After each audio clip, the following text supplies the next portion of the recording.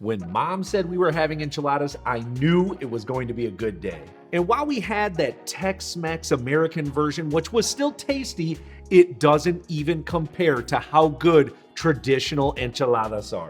A rich sauce of chiles and spices, slow-cooked chicken, and all the toppings for the recipe of my dreams. I think you're gonna love this. Let's start with the prep. Sound good? Let's cook. We are going to start off with our filling, and I have one 3.5 to 4 pound chicken that I broke down into individual parts, so the breasts, the thighs, drums, and the wings. Now for this recipe, you can absolutely just use one specific cut or a combination as I did, and I always like using whole chickens because I feel it's most economical and they're very easy to break down. You can check out my video on how to do that, plus at the end you get a carcass for stock. It's a beautiful thing. What we're going to do is generously season both sides with coarse salt and fresh cracked black pepper. And you know my rule, season high. Be about a foot away so that you can cover as much surface area as possible, ensuring every single bite is absolutely delicious. Next, I'm just taking our seasoned chicken back over to my cooktop, and I'm going to be using a 7-quart rondeau pot here. I want to cover as much surface area as possible so I can get a nice sear on both sides of this chicken. I'm turning the heat on to high, and I'm going to add in about a tablespoon or two of avocado oil. You could use any neutral flavored oil as well. Once that oil begins to smoke lightly like this, it's now time to sear. So I'm placing our chicken skin side down, trying to give it a little bit of space in between. So again, we sear it and not steam it. Once the chicken is in there, we're going to immediately take the heat from high heat down to medium heat, and we are going to cook it for 3 to 4 minutes untouched. Then after that time, let's come back and have a look. Yep, that beautiful golden brown I was telling you about. Flip the chicken over. Then what I'm going to do is add in a few more things just to help make this more aromatic and delicious. Beginning with 1 peeled and roughly chopped yellow onion. You could use a white, sweet, or red as well.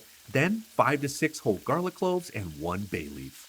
Now this is also a great opportunity to add anything else additional. You know how I always tell you to keep those vegetable scraps in the freezer? You should definitely pull those out right now. I'm going to add in 3 roughly chopped carrots and 3 roughly chopped ribs of celery. We're going to cook this for 3 to 4 minutes total. Then I'm going to deglaze with 5 cups of good chicken stock. I've got a great homemade recipe that you can check out.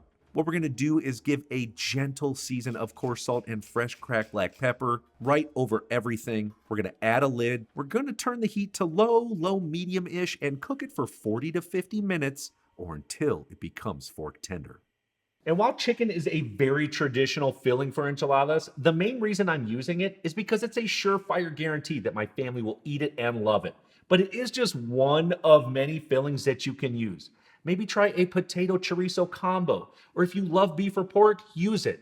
Maybe go vegetarian with a potato carrot combination. Make this recipe work for you. That's what's most important. All right, Comies, let's be good cooks and stewards of our time. We're going to get cranking on our sauce while our chicken continues to cook. We're going to start off with some spices here to help make our enchilada sauce that much more delicious. I have 2 teaspoons of sesame seeds, 1 teaspoon of cumin seeds, 4 cloves, 2 allspice berries, a 1/4 stick of cinnamon, and 8 to 10 black peppercorns. Now, you do not have to use all of these spices. You can just use some of them. Take a look in your cabinet. If you've got a couple of these, perfect. What we're going to do is take these over to my cooktop. I've got a 5-quart saucier pot. Any sauce pot will work. We're going to add in all these seeds and spices and toast them up for about 4 to 5 minutes over low-medium heat while constantly stirring to help make them more aromatic, which in return will make our sauce much more delicious. Now you know they're done when the seeds start to toast up and get light brown like this, and they will give off some incredible smells. We're going to remove it from the heat. Now you can add this to a spice grinder or a mortar and pestle just like I'm going to do. Now one ingredient that is not optional is 2 teaspoons of dry oregano, incredibly classic to use in this dish. Then grab that pestle and move it around the mortar and grind everything until it is finely ground. And while you're at it, waft some of those delicious toasted seeds right to your nose. Get those senses working when making this recipe. I promise you, it makes the process so much more enjoyable. Next up, I have 2 yellow onions. You could also use a red, white, or sweet. We're slicing off the end, slicing in half, and peeling it, and then we're going to small dice it. I know this seems like a lot of onions, but I promise you I've got plans for them. And just as an FYI, those leftover onion peelings and ends, you can pop them in the freezer to use for stock, or why not just add them to our chicken that's already cooking. This is such a great way to utilize these. Okay, let's head back over to that same 5-quart saucier pot that we toasted seeds in.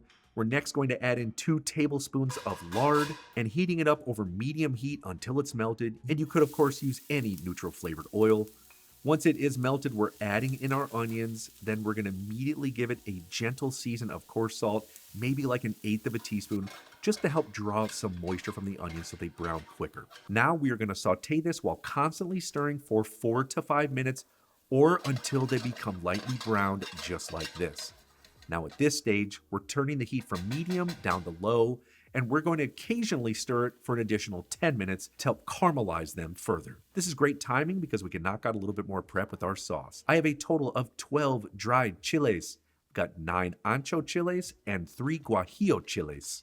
Now, if you like things comfortably spicy, this is a great ratio. If you can't handle it, go all ancho chiles. If you love spice, go all guajillo. The goal is 12 total chiles. And SHU just means Scoville heat units. But what we need to do here to start is remove the seeds. So pull off the stem, open up the chiles, and remove all the seeds and a little bit of that dried out pith, that's where all that spice is, and simply discard it and set all of your seeded chiles on a plate and briefly set it to the side. Let's go back over to our cooktop, have a look at our onions. They are nice and browned up and have so much flavor here. What we're gonna do at this stage is reserve half of them. I promise you, I've got good plans for these, so no worries. Add the pan back to the burner. We're now adding in 5 to 6 whole garlic cloves. You could smash these or dice these. They're going to be blended in the end, so it doesn't much matter. But we are going to cook these with the onions on low heat for 5 minutes to help tenderize them up and help draw out some more of those flavors. Now we're going to add in our chiles and occasionally stir them over low heat with the onions and garlic for an additional 5 to 6 minutes to help bring out some of the oils from the chiles and make it that much more flavorful. But this is good timing because we can go check out our chicken. Smile, you're on camera. Remove the lid and oh my God, you guys, this smells so good. Let's check out the chicken, extremely tender. What we want to do is remove all of it and just set it to the side on a plate.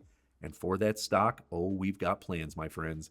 I'm going to quickly strain it through a chinois. A fine mesh strainer will also work well. And make sure you get all of that pulp and goodness out. So use a spoon to press down on all those vegetables to release as much liquid and flavor as possible.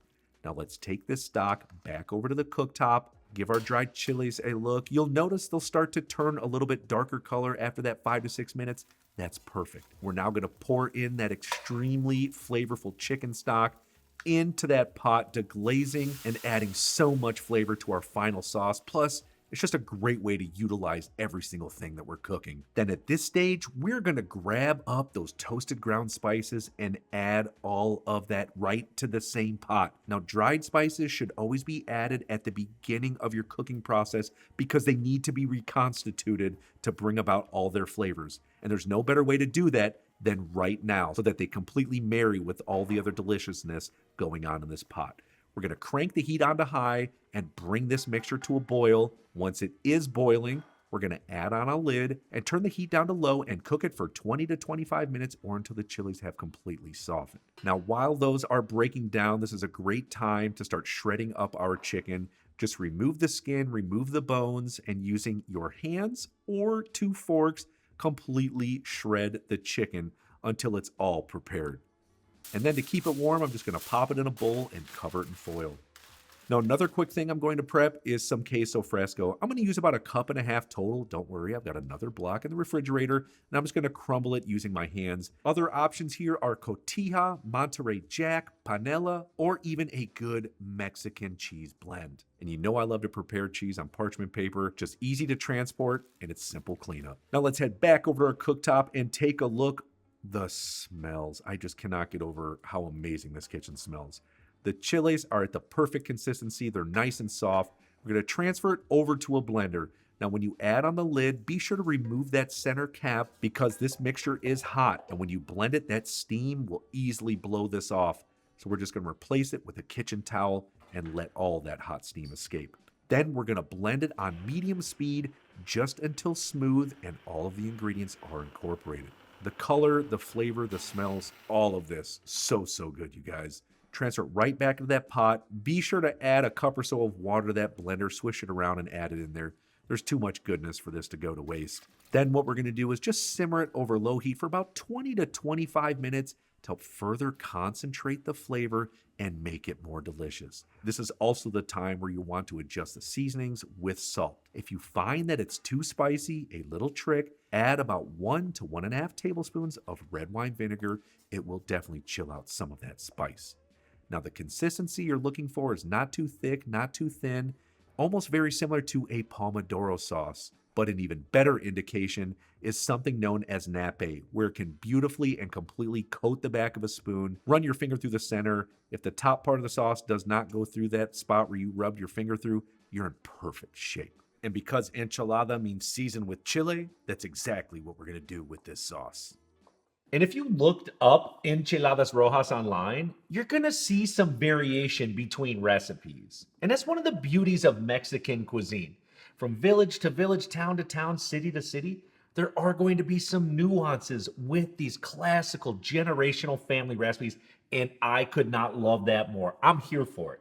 All right, everything's ready to roll. Let me show you what we do now. I'm just going to move my enchilada sauce a little bit closer to this other burner. It is still plenty warm. Then I have a large non-stick skillet. I'm adding in about 1 to 2 tablespoons of avocado oil. And I'm turning the heat to low, medium temperature. And then I'm going to take a corn tortilla. If you need a homemade recipe, I've got an awesome one you can check out.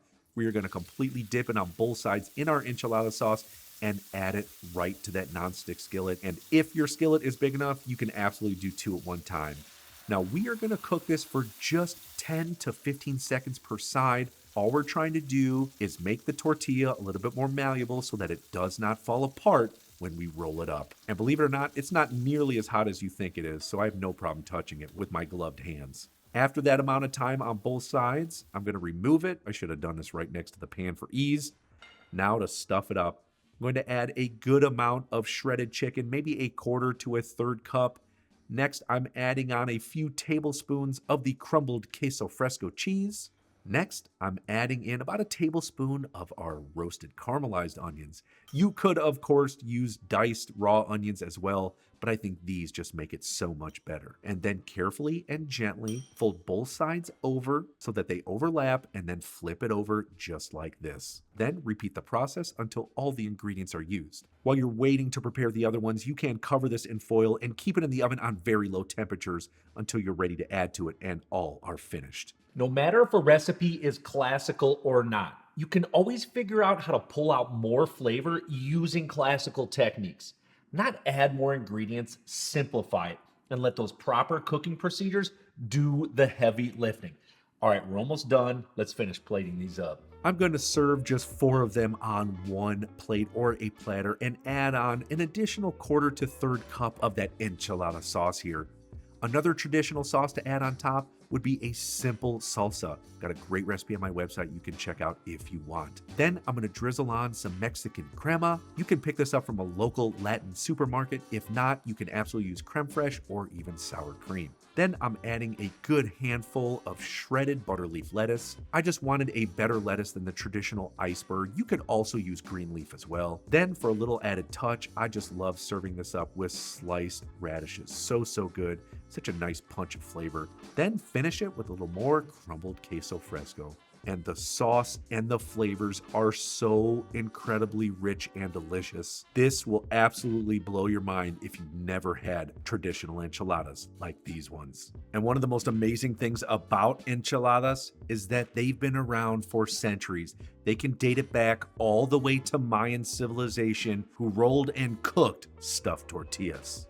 Now, if you try these enchiladas, I don't think there's any going back. And I told you my family loves chicken, and if you do too, my chicken tinga is tried and true and jam-packed with flavor. The sauce that it's braised in is so good. I've got an awesome recipe video. I'll see you on there.